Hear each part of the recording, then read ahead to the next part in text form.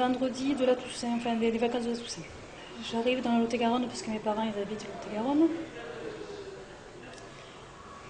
Dans la semaine, je ne sais même pas quel jour, j'essaye de retourner donc à la gendarmerie du Lot-et-Garonne d'Agen pour essayer de porter plainte. La gendarmerie d'Agen.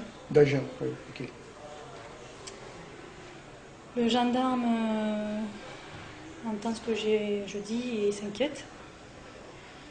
Il me dit, vu toute l'histoire, il me dit je dois prendre contact avec la gendarmerie de Bourg-Madame. Où le gendarme Lampetit n'y est plus. Il n'y a plus que le gendarme Pastor, c'est bien ça.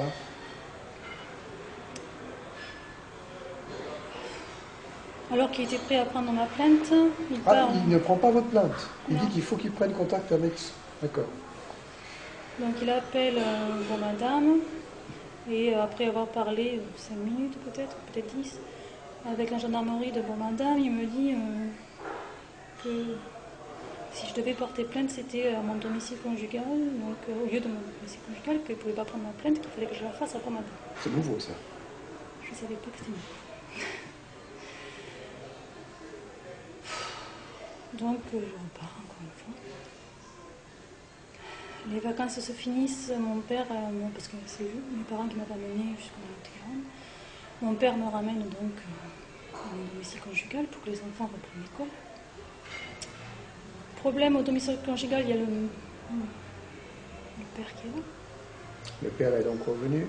Sous conseil de son avocat. Oui.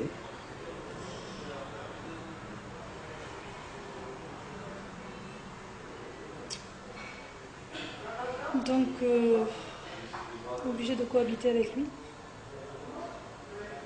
Parce qu'on m'avait déconseillé de quitter le domicile conjugal sinon ça se retournait contre moi. Même conseil que lui d'ailleurs. Voilà. Donc obligé de cohabiter avec lui. Donc comme l'association Les Enfants Verts avait cru ma fille, je me suis rapprochée d'eux. Je leur ai demandé s'ils connaissaient un avocat qui était... Donc comme eux, ils ont un avocat, Maître Serfati, je suis allée la voir. Donc c'est elle qui a repris le dossier, puisque l'avocat que j'avais avant avec mon ex-mari m'a dit que de toute façon, il y avait conflit d'intérêt du fait que... Forcément, oui. Voilà. Donc de toute façon, voilà, il ne pouvait pas traiter mon dossier. Donc c'est Maître Serfati qui a repris le dossier. Donc j'ai demandé de suite à divorcer le plus vite possible pour ne plus être obligée de cohabiter avec mon ex. Donc par hasard. Donc le dossier ne se fait pas parce qu'il manque toujours un élément. Entre autres, l'acte de mariage qu'elle voulait d'être original, d'origine, de la mairie. La copie ne suffisait pas, donc j'avais demandé à la mairie de lui envoyer. Elle ne l'avait pas reçu. Donc ça a traîné. Pendant tout le mois, donc fin novembre, décembre, jusqu'aux vacances de Noël, j'ai cohabité avec le père. Voilà, je dormais avec les enfants et le père se baladait avec un tuteur. Moi, je dormais avec un ciseau sous l'oreiller. Je dormais pas beaucoup. Les enfants, comment est-ce qu'ils réagissaient? Je le préservais de tout ça. Donc ils allaient à l'école, tout se passait bien. Donc aux vacances de Noël, je suis vite partie chez mes parents. Avec les 3 enfants, évidemment. Bien sûr. Je suis allée récupérer l'acte que l'avocat attendait tant auprès de ma mairie, puisque ma mairie était sur le Lot-et-Garonne, le mariage, pour qu'elle ait enfin, pour pouvoir lancer le divorce. J'ai raconté à mes parents ce qui se passait, ils n'ont pas voulu y croire. Et comme ils n'y croyaient pas, ils ont dit, bon, ben, on va appeler Johan, il s'appelle Johan, mon ex, et on va lui demander. J'ai dit, fait, de toute façon. Voilà. Donc, ils ont eu le téléphone et ils lui ont demandé si c'était vrai qu'il se baladait avec un cutter et s'il avait abusé des enfants. Et que ce serait bien qu'il vienne pour en discuter avec nous. Bon, bien sûr, il n'est pas venu. Mais suite à ça, moi j'ai encore plus paniqué, puisque du coup, ça mettait un peu plus la pression sur tout ce qui se passait. Donc je suis allée revoir une association dans le Lot-et-Garonne, la Mouette, qui a encore entendu ma fille, une fille qui a encore parlé. Elle a encore cru, cette association. Une petite parenthèse, l'éléphant vert, est-ce qu'il y a eu une trace?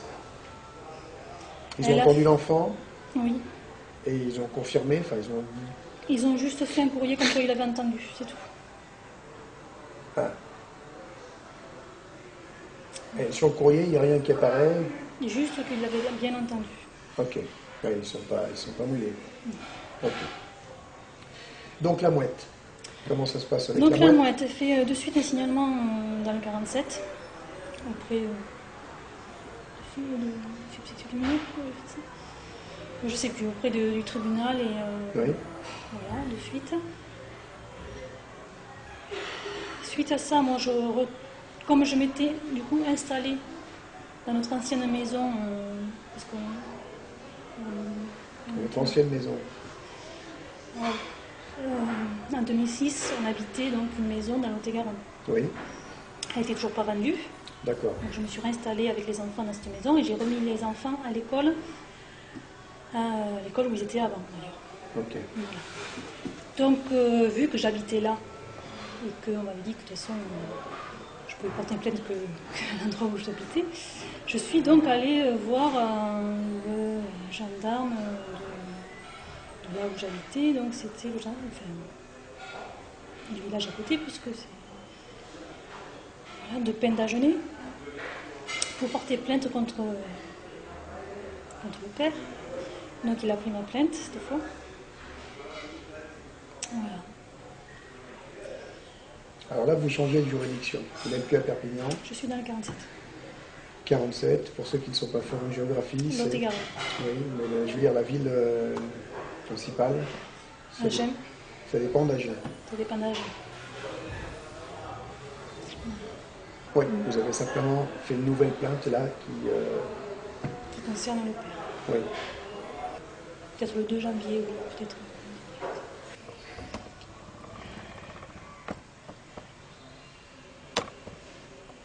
Alors, quelle suite y a-t-il eu avec la plainte déposée à Agen? Nouvelle plainte directe, j'imagine? Alors en fait là je suis soulagée qu'il y ait enfin une plainte et que en fait tout s'organise. Je suis allée voir un assistant social aussi, en 47, qui donc a pris aussi, qui m'a dit qu'il y aurait une enquête sociale aussi. Voilà, donc oui, je suis soulagée à ce moment-là. Je me dis, enfin, on prend en compte ma parole, celle de ma fille, entre la gendarmerie qui prend ma plainte, les services sociaux, plus l'association qui ont fait un nécessaire auprès du procureur. Seulement à peu près 15 jours après mon dépôt de plainte, alors que les enfants sont à l'école, il y a mon ex qui débarque à la maison.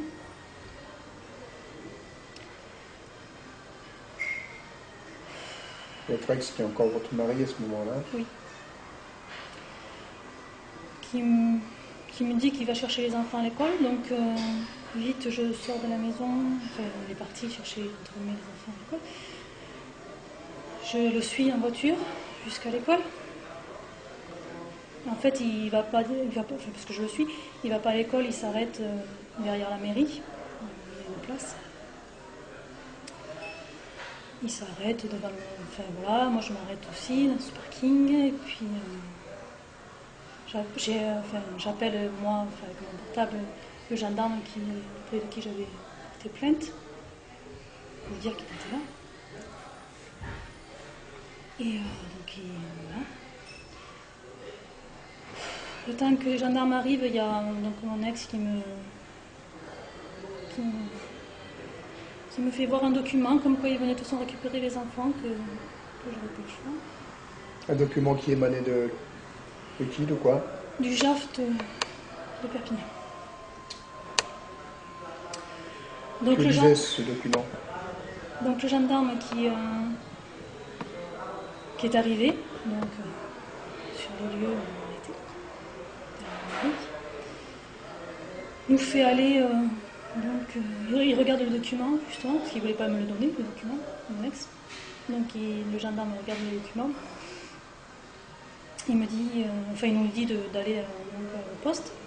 Donc on passe l'après-midi au poste. On est chacun de notre côté auditionné. Et à la fin de l'audition, il y a le gendarme qui me dit de toute façon que, vu le document, que j'étais obligée de rendre les enfants au père. J'ai appelé la mouette pour savoir ce que je savais faire. Le document émis par le JAF, par le juge aux affaires familiales de Perpignan, qu'est-ce qu'il disait? Vous l'avez lu à ce moment-là? Oui, après je l'ai lu. Oui. Il disait qu'il donnait la garde au père et que les enfants devaient retourner au domicile conjugal qui était sur Bourg-Madame. Et qu'il donnait la garde au père. Mais à ce moment-là, vous n'êtes pas encore divorcé. Non. Comment est-ce qu'il peut donner la garde Que là, oui, il nous donnait la garde au père. Que là, une ordonnance comme quoi les enfants devaient retourner au domicile conjugal avec le père. Oui. Sans moi. Je pouvais payer au monde. Mais vous ne pouviez pas, vous, retourner au domicile conjugal. À vous, vous étiez interdite de retourner au domicile conjugal.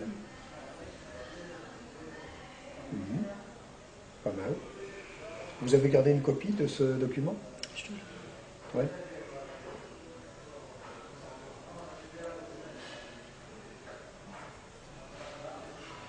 Donc vous appelez la mouette. Les gendarmes ne peuvent rien pour vous à ce niveau-là. Il me dit que si j'obéissais pas, on me mettrait en prison, que de toute façon ça ne réglerait rien, que de toute façon il prendrait quand même mes enfants. Et que si j'obéissais pas... Le gendarme? Oui. Vous aviez affaire à un gendarme qui, jusque-là, était compréhensif, si je Oui, l'ai tout à compris. fait. Et malgré tout, à ce moment-là, il me dit que si j'obéissais pas, enfin que si je n'obéissais pas à cet ordre, je risquais la prison et que de toute façon, c'était de toute façon ce qui arriverait. Voilà. Oui, c'était pas une menace, spécialement.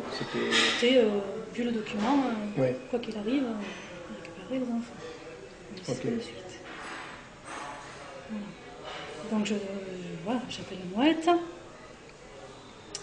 Et la mouette me dit que de toute façon, on ne pouvait rien faire. Évidemment, l'association. Donc là, je sais pas. Les enfants repartent avec votre mari? Je mets du temps à me décider, mais...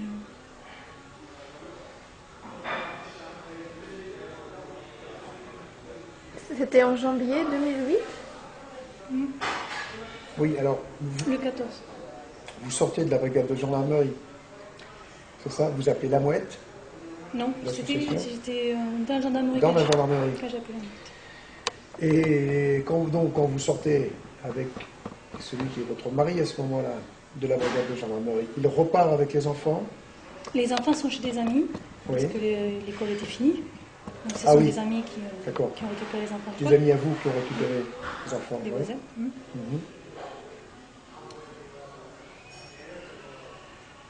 Donc j'arrive